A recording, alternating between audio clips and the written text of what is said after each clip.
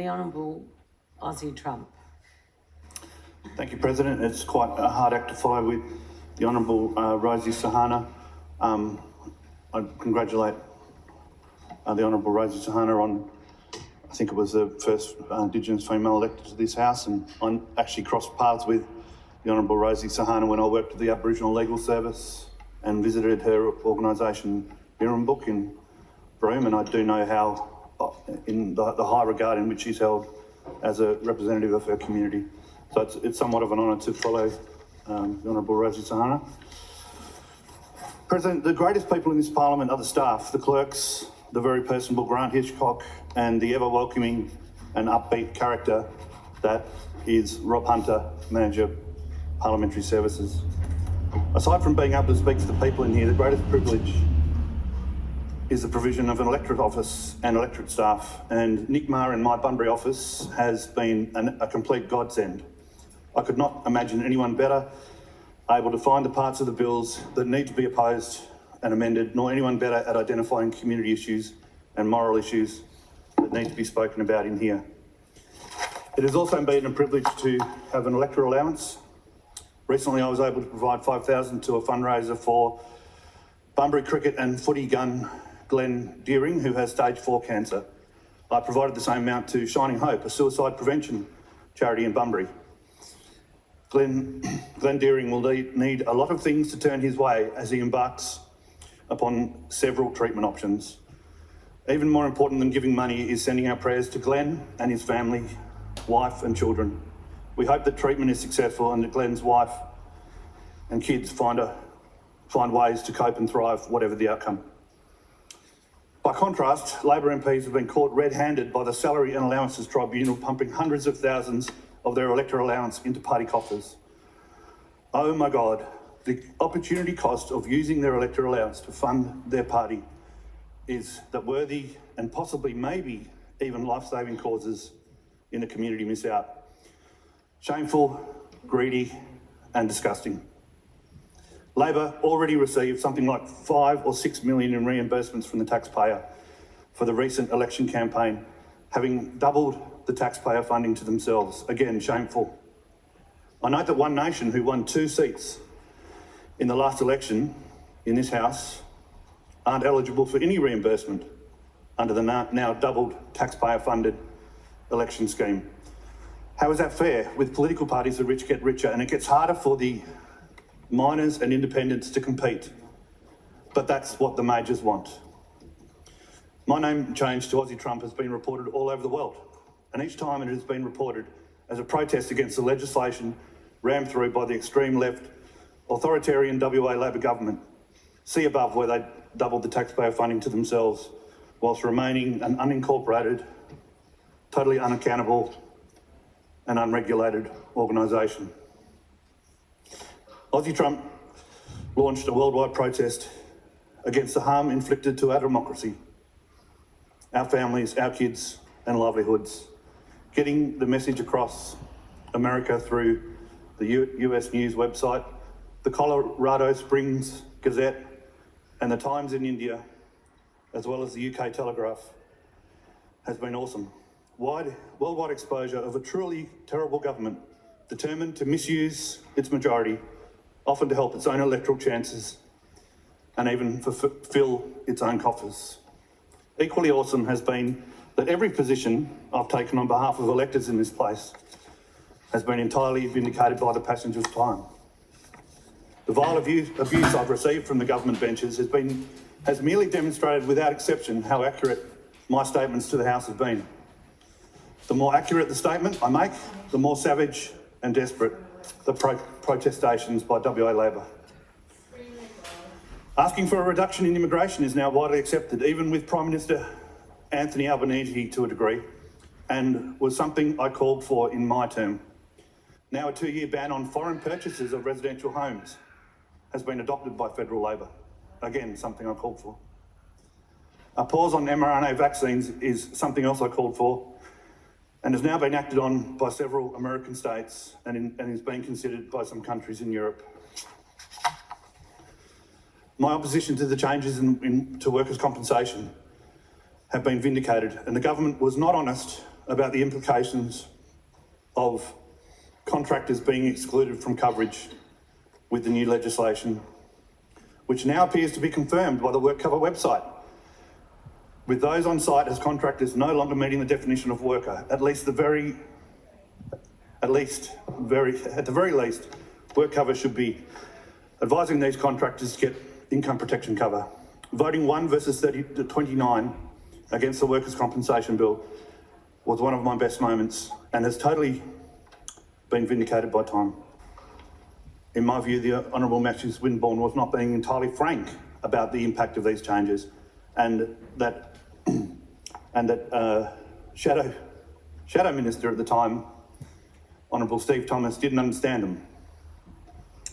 Honourable Steve Thomas was commending the government for the rare circumstance in which a contractor would be covered, i.e. working outside his trade, and not comprehending that whilst working in his trade, the contractor would now not be covered. It wasn't that hard to understand. Just read the Australian Lawyers Alliance report like I did. This was a farce. This was a farce. I realised then that this House wasn't necessarily about serious debate, but people getting paid to do their jobs weren't doing their jobs. I very early on realised it was often a pantomime. People playing parts that they were allocated, like in amateur production, but actually not wanting to understand how to do their roles properly. I did lose a bit of interest, I admit. The level of debate wasn't up to the standard I expected.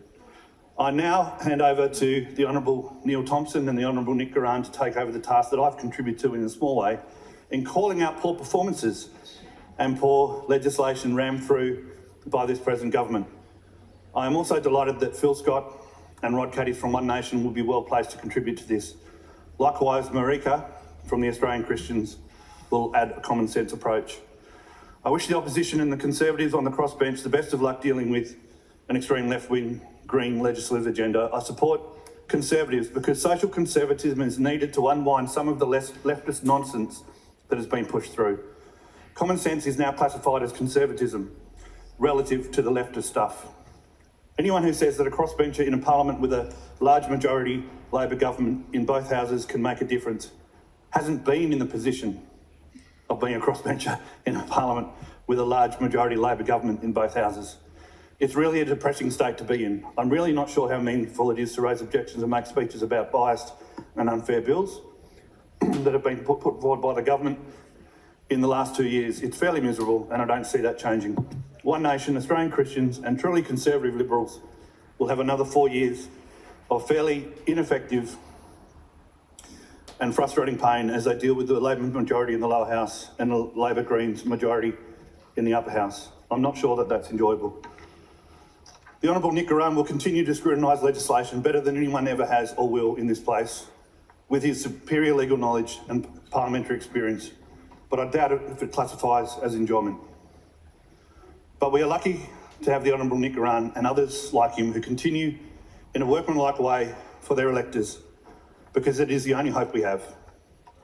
The real opportunity for enjoyment has been lost because the Liberals overall, under the leadership of Libby Mettam, wasted an opportunity at the ballot box by playing it far too safe, weak and gutless. Peter Dutton is facing the same problem now and will struggle to actually win the election. You have to be substantially different to Labor to win it, not a watered-down version of Labor. There are ample opportunities for Ms Mettam to attack the government over its integrity and immoral behaviour, such as we saw with the ramming through of late-term abortion legislation, upping the initial cut-off from 20 to 23 weeks in this state. There were 14 police officers stood down at a cost of $4 million to the taxpayer and then terminated 2 years after the mandates had ended. And with a desperate need for more experienced police officers, there is no question that these officers could have been returned to work, as they were in other states in Australia.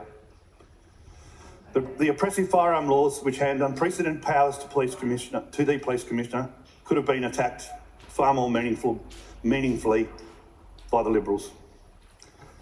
The gender madness, which has led to many children being misled into transitioning sex and which is now being unpacked around the Western world, draws a distinction between those with a grasp on morality and how to deal with troubled adolescents and those who pursue a very dangerous transgender ideology at the expense of vulnerable children who in some cases haven't even been through puberty, but encouraged to identify as another sex and legally transition to the other sex, setting in place a pathway to surgery and totally unnecessary mutilation of their bodies.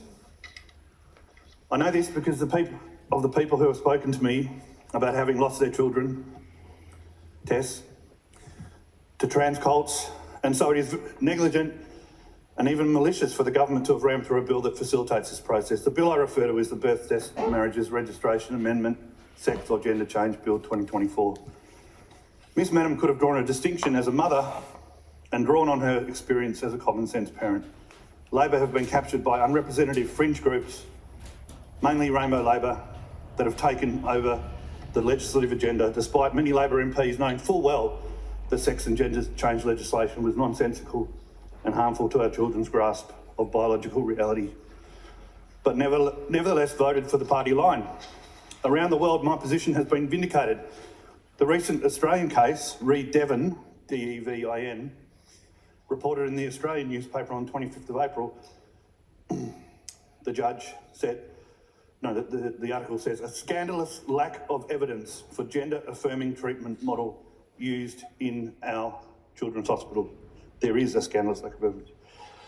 The risk of serious harm for our children and adolescents and the incoherence of this worldview with its denial of biological reality. Justice Paul Strum in the Reed Devon case remarked that the gender clinic's policy of unreserved affirmation of a child's gender identity without questioning or exploring underlying issues was concerning. The government has denied biological reality by their nonsense legislation, allowing children as young as 12 to legally transition their biological sex on their birth certificates to the other sex. Not gender, biological sex. This, doctors tells me, is the first step in what can be a harmful pathway towards surgery. The case of Devin tells us that encouraging and facilitating children down this path with bizarre nonsensical legislation like Labor's sex change legislation, particularly before puberty, is harmful. On April 16, the UK Supreme Court unanimously ruled that the legal definition of woman and sex under the Equality Sex Act 2010 refers to biological sex. This decision clarifies that single-sex spaces like refuges and sports can legally exclude trans women, as they should be able to. Our Attorney General at the time irresponsibly said such an ability to protect women in their spaces was unnecessary. Contrast this ruling to the ludicrous contention of the Honourable Sally Talbot that biological sex is a social construct, which stands as vindication of my point. So a legislator like the Honourable Sally Talbot supporting sex change legislation that blatantly denies biological reality, contrary to Supreme Courts here and in the UK, shows that party ideology and towing party lines is placed above logic and serious debate in this place. Again, I lose interest. Trotting out party lines that deny reality is preferred ahead of actually scrutinising legislation for the betterment of the people. For those at home, consider these party-based positions. A dozen female Labor MPs supporting the lawful termination of pregnancies because the baby is female, sex selection. So female Labor MPs supporting the killing of unborn girls. How? Why? Not because they think it's a good thing to allow, but because the party told them to support this practice remaining lawful. Consider a wheatbelt Labor MP and sheep farmer supporting the removal of specific regional wheatbelt representation in this House and supporting the shutdown of the critical live sheep export industry. Yes, these things have happened on my watch, and you can see why launching a worldwide protest with my name change was needed. Thank you, AAPT, the Australian newspaper, and the UK Telegraph for picking this up. Again, as before, I say that 25 MPs could easily be eliminated from this parliament. Don't tell me that Bicton, Bateman and Bibra Lake need 3 MPs to represent what are homogenous electorates. I lived in those areas for 20 years. It's a system that supports the payment of MP salaries, not proper representation. I know this because I asked Mark McGowan at the time if he would merge electorates, and his response wasn't that representation would suffer. He said he was concerned that if that happened, some of his Labor colleagues would lose their jobs. I even provided Ms Mettam with statistics showing that the increase of 4,000 in reported chest pain presentations among under 40-year-olds during the COVID vaccine mandate years, something as opposition health spokesperson you would think she would follow up with the government, but chose not to because it was viewed as too risky for her and too much of a hot topic for her to go to an election with. Weak, no guts, no glory. Likewise, I condemn Roger Cook's nasty dismissal of the Port Hedland motion causing for a pause on mRNA vaccines. Vaccine safety was an obvious line of attack for Ms Mettam, but again, not pursued due to a lack of fortitude.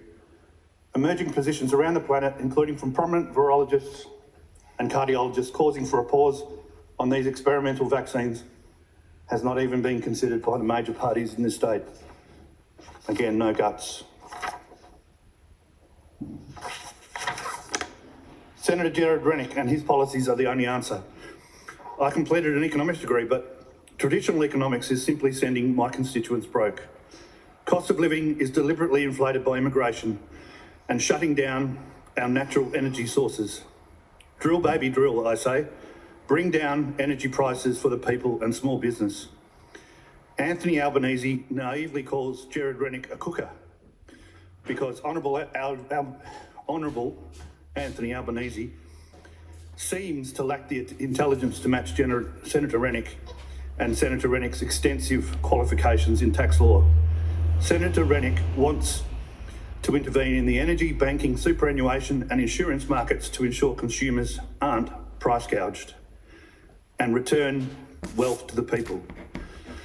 If we get local production up and tax the massive corporations and foreign multinationals appropriately, we can actually stop taxing people who earn modest incomes of 60,000 or so, and even give them a sort of universal wage with printed money.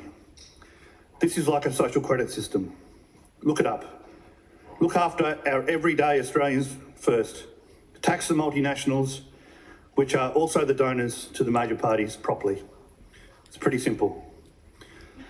Senator Rennick knows we're in a state of inertia where good ideas never get adopted. Senator Rennick confirms that his friends who remain in the Liberal Party admit to not speaking out for their constituents for fear of losing pre-selection. It is worse in Labor. He confirms that the major parties effectively collude to keep feathering their own nests. The major party system is killing this country. In the election we just went through, Labor, aided by Liberals, managed to force independent candidates to get 250 nominations and $2,000 per candidate just to get on the ballot paper for independents, and then force independents to form a group of 5 just to compete with the parties above the line. We actually did pretty well to get our group of 5. I thank all who helped. I enjoyed campaigning and loved meeting others who were trying to disrupt the majors. It was a lot of fun. I still believe that shutting down of the live sheep export industry should spell the end of the Honourable Anthony Albanese, the Honourable Josh Wilson and the Honourable Patrick Gorman. It is the most glaring example of Labor's attack on rights and families and small business, especially when the Honourable Jackie Jarvis has confirmed the animal welfare standards in the industry are okay, and therefore that Federal's Labor's claim that social alliance is lost is a lie. Aussie Trump says keep the sheep and drill baby drill. I again call for contested hearings, the interim family violence order space. Ex parte hearings may be allowable, but the court must hold a contested hearing where the other party gets to say their piece within 2 weeks.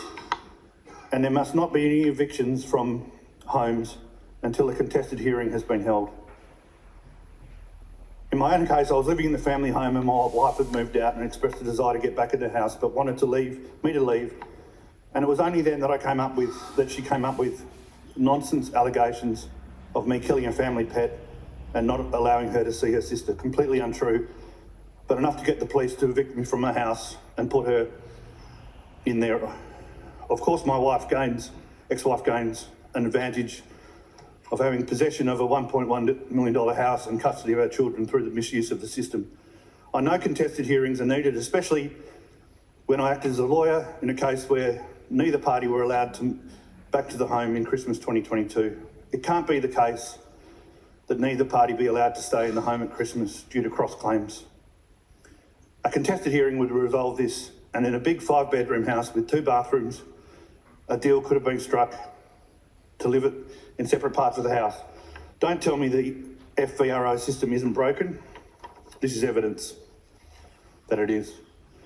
My opportunity to contest the interim family violence restraining order and obtain residency in the house, even in the rear self-contained unit into which I had initially moved, was lost because no contested hearing was offered for 5 weeks or so, by which time I had sent emails, which although I was encouraged to send emails by the court order in relation to children and property, the ones I sent were off topic. I accept and own that mistake. The FVRO was also being used as leverage in property settlement, and you could say even used to successfully extort money from me. Thankfully, the other party was honest and testified on oath that I was never physically violent, because of course I wasn't. Sadly, I was the one getting slapped and hit. The so-called emotional violence or coercive control stuff is wide open to being misused by men and women alike. And whilst we continue to fracture families and give possession of houses to one party based on ex parte submissions rather than contested hearings, the damages to people's lives continue. Sadly, there is never any punishment for perjury, false allegations, and the merry-go-round of lies continue. Women particularly, but also some men, are rewarded with sole possession of the home and sole custody of the kids as a reward for their false claims, at least in the short term, until the family court gets to schedule a hearing 2 years down the track. The notion of people first is so far from what I have experienced in here. The public should be really worried about the complete lack of regard that the parties in this parliament have for helping electors. As Senator Rennick's party name suggests, we could put people first if parties were not using all of the parliamentary time looking after themselves first. I did it my